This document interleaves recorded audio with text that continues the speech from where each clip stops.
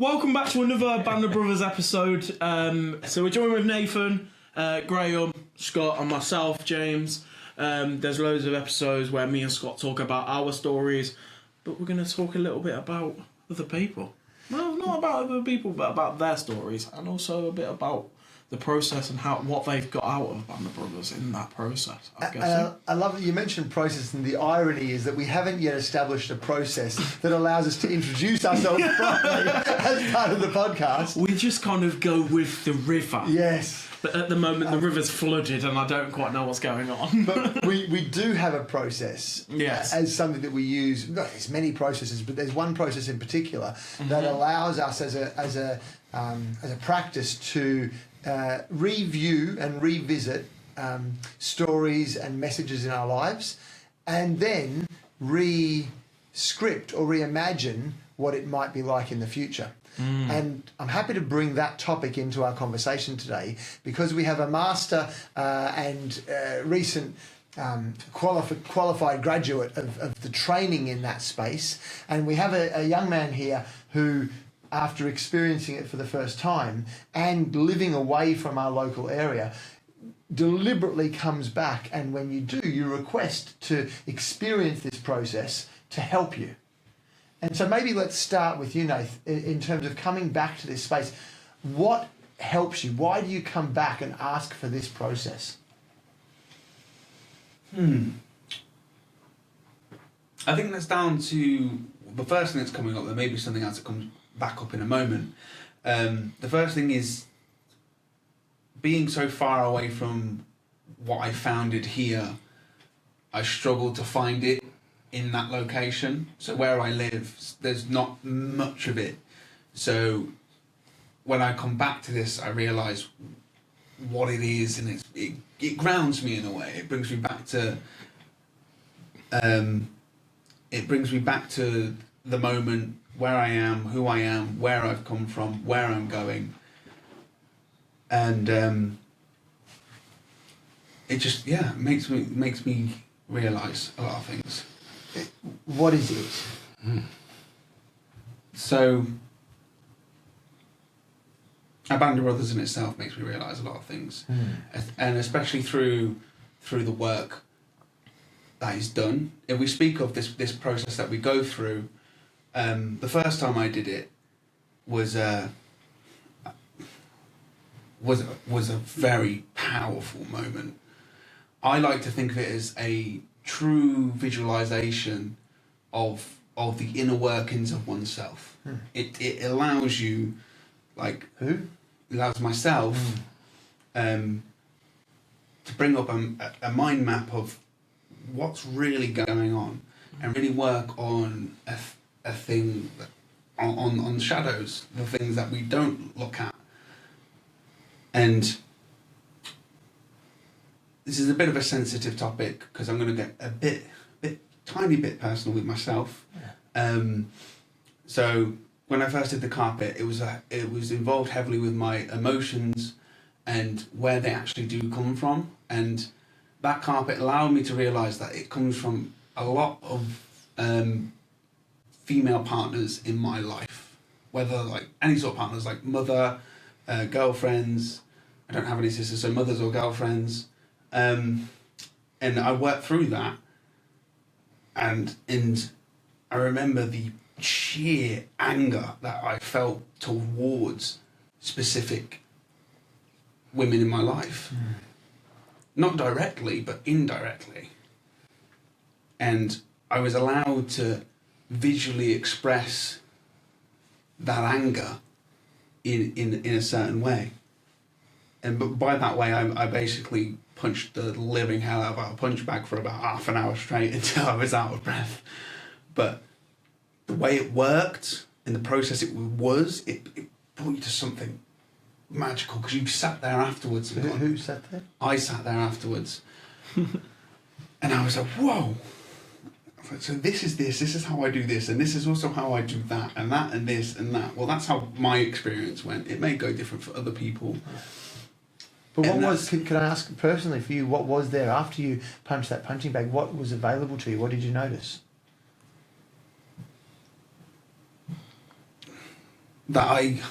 relief, really, relief. There was instead of fighting my demons constantly, consistently, always at war with them, for once I just held the hand and said it's okay, you know? And then that was a shock for me and my other side of myself. We both my mentalities, both my light and my shadow were in unison, a yin-yang situation almost. And it was powerful to be at that balance.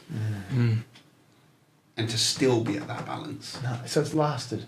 Yeah. That was 3 years ago. Yeah. Yeah, thank you.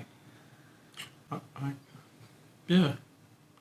It's very interesting because obviously as a new young man, I obviously went through this process a few times now.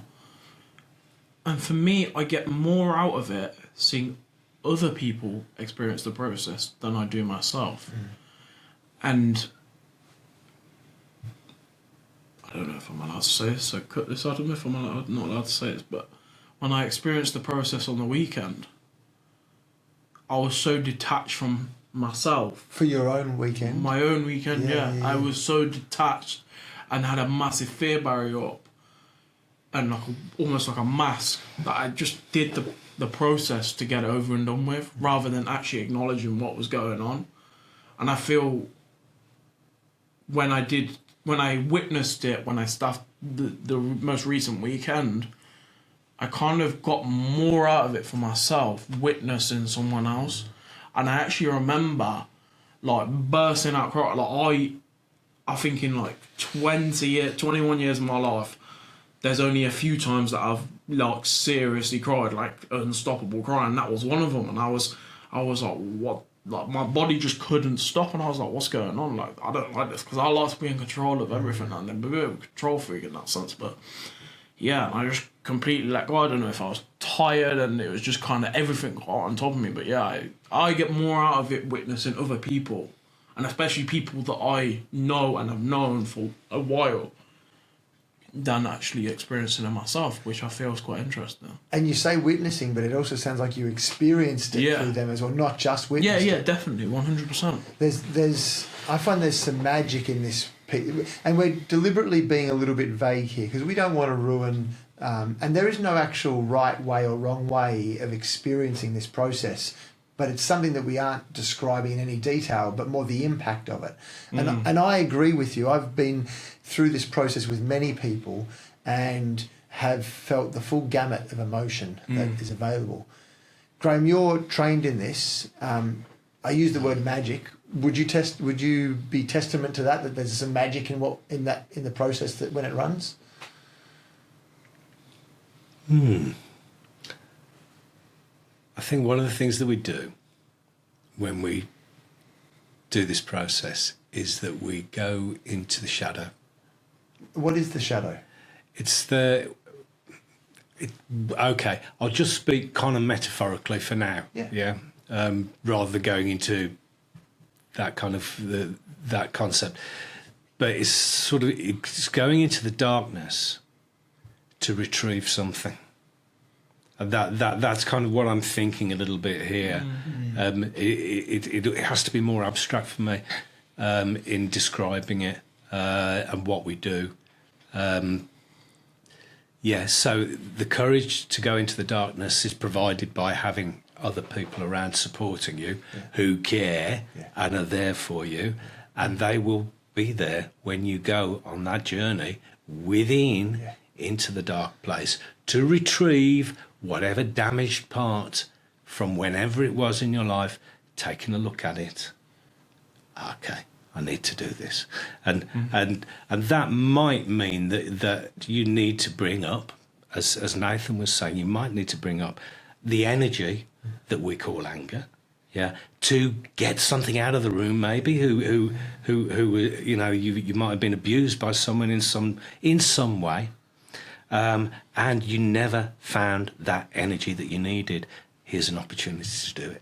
So that idea of punching a punch bag and what have you, it's not just being angry at something. It's like actually using that anger to actually do something that should have been done years ago.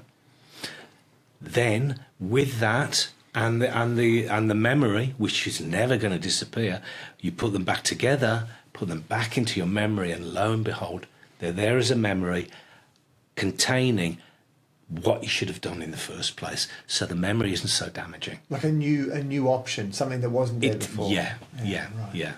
But from my understanding, I've often heard referenced something that happened to us that shouldn't have, or something that didn't happen to us that should have. Yes. That's often two of the things that would bring about somebody to use a process like this to have a look at it. Yeah. And I heard you reference shadow. It sounds a bit like Jungian psychology, like Carl Jung was a psychologist that has it's derived from the archetypes that Carl Jung came out with back in the 100 years ago now, and has been developed over time in America. And this is the originators of the what is it called, the warrior, I can't even remember the name of it all now. The New Warrior Experience or something like that. And the guys, there's a guy called Bert Camp who wrote a book, and from out of that and this kind of wild man type of stuff, out of the mythopoetic movement, was that then kind of was distilled, and a creative process was kind of created by what's his name? Clifford, I forget his name. Shame on me. Anyway, it made its way over here, and we have a version of it. Yeah. We have a version of it which is more directional. It's a little bit, and we have to fit it into the time that we have. But it gives everyone an opportunity, and this isn't therapy. No. This is sort of intervention, vertical. In the moment, what's going on? What's the problem? Okay, let's have a look at it. That's what we do. And I liked how you described it, that there was a memory that is still living with the person. Yeah. That memory has potentially, it was created, and the experience might have been a way of keeping safe at whatever time this happened to us in our lives. And so maybe if you're watching someone else go through something, it's bringing up something for you that might have been an experience that you've not looked at, and it's allowing you to have a look at it like a movie. Yeah, definitely. Or in your situation, it could have been you've had this number of experiences as a pattern that's continued, and you're getting a chance to look at this thing, maybe go back to one of the origin stories of it and see where it came from. But then, as you described, to rewrite that, to say, well, what suits me now? How can I rewrite that now? Yeah. And also, one of the beautiful things is just so often as we go back into our memory, many of the wounds that we received were when we were little. Yes. Okay. And lo and behold, we get the opportunity then to talk to that little boy. Yeah. That little boy that's hurting inside of us. And we could go, do you know what? You did your best. Yeah. At the time, you did your best with whatever response you had. Now, I'm here now. Yeah. And I'm here for you. It's great, bringing in the archetypes, talking about the Jungian stuff, yeah? But when you say I'm here now, so my personal relationship with this, being accepted, actually being seen to be okay and to be acceptable. Yeah. My parents took me to a shrink when I was 4 or 5 years old, and I don't remember this, but I reckon it was pretty traumatic for me.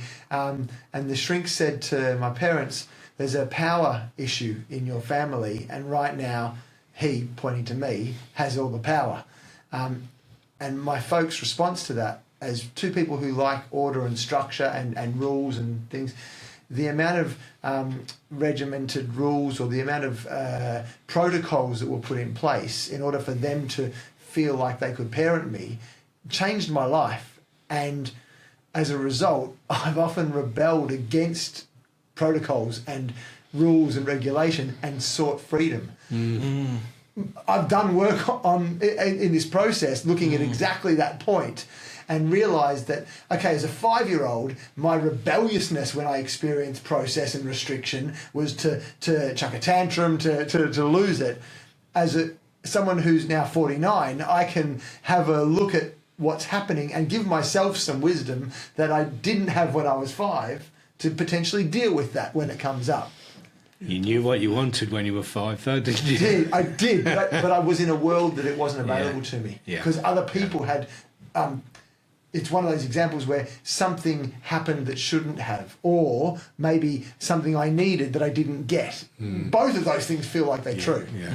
Definitely. Whether you should have known or not. I went for a walk this afternoon. I had such a great moment. There was a family, 2 older children, and a couple of adults, and the young girl looked about 6.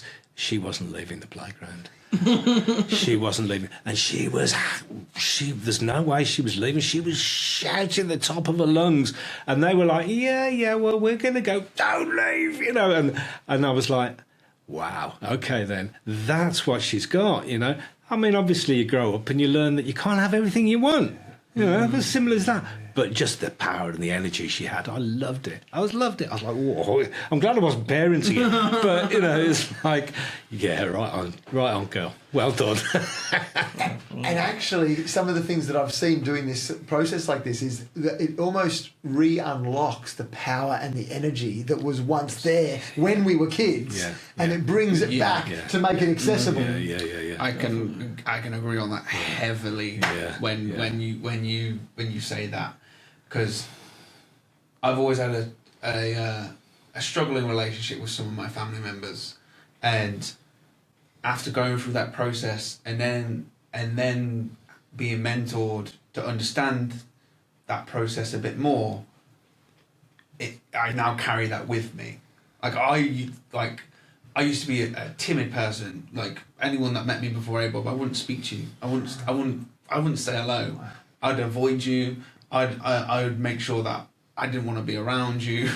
I was that sort of person. Whether I did or didn't like you, I just didn't like being in a space.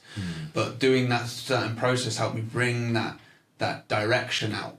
That get stuff done sort of person, and in turn brought out the confidence in me that people see today. Because sometimes, because the process does carry with you a lot. What I've learned to do is I've learned to utilise that process myself now. I've got to the point where I can actually sit there sometimes, although it's better to do it with people and have that support. I've learned that process in my own head. I sit there with myself sometimes. If I'm in a certain detrimental state, I will sit there with myself and go, what is really causing this? I will delve into the inner workings of my soul with that confidence and torch in my hand and go, right, there's that ugly monster over there. I don't need you. I'm not looking for you. We'll deal with you another day. Oh, look, there's that broken child from how long ago? When I was about 7. He's just there. He needs to get out of this place with all these monsters and all these demons and all these things that are trying to get after him. And I now have that power to go, listen, you with me, let's go. You're getting on the other side of this now, because you don't need to be in this place. And I've brought myself to that place. Nice. Beautiful.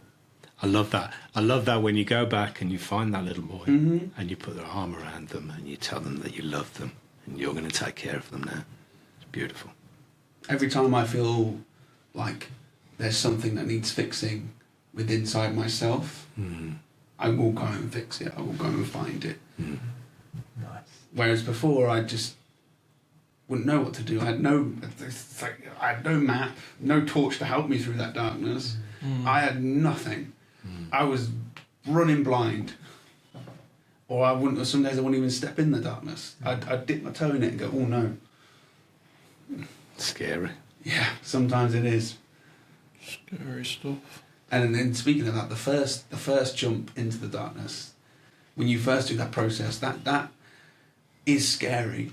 But I think I'll say this for any man, it's scary to bring that side of you out. It was for you. For me, 100%. 100%. It was the fear and everything that was going through my head at that moment. Ooh, Jesus. Yeah. I still remember my weekend. Yeah. And I remember when I had to step out there, and I haven't forgotten it. I haven't forgotten it even now. It's just vivid. Like, yeah. Definitely. So we were talking about a process, a type of process that we do. And this is our second episode that we've had together. If you do watch in order, we actually incorporated one of our other processes in the first episode. And I think it's probably fitting for us to finish this episode with the second process, which is what we call a check-out. You guys happy with that? Yeah. Check out to finish the process. And so normally when we check out, we share what we've got. Maybe the enjoyment. What we got out of the experience? What are we going to be sitting in circles, sitting with each other, and maybe even a recognition or something that we've appreciated in another, and we get to share that as well. So anyone can start. We'll check out and we'll go anti-clockwise until we're done. Okay. I'll start then. Okay. So obviously, it's James checking out. Yeah, I am very tired.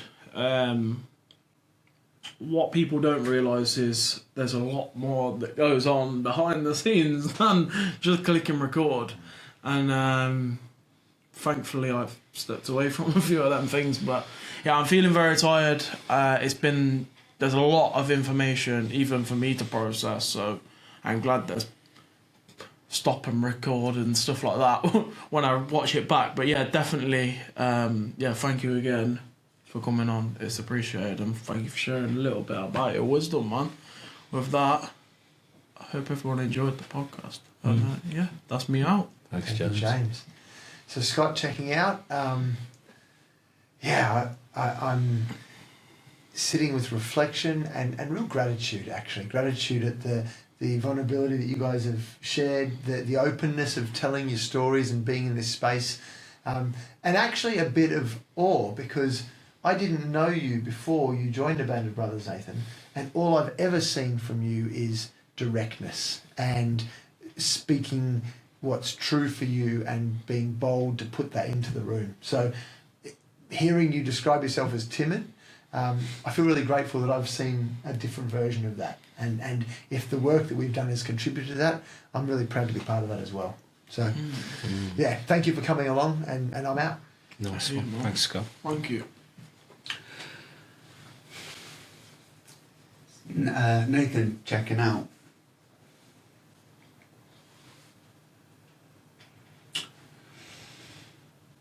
It's you I appreciate.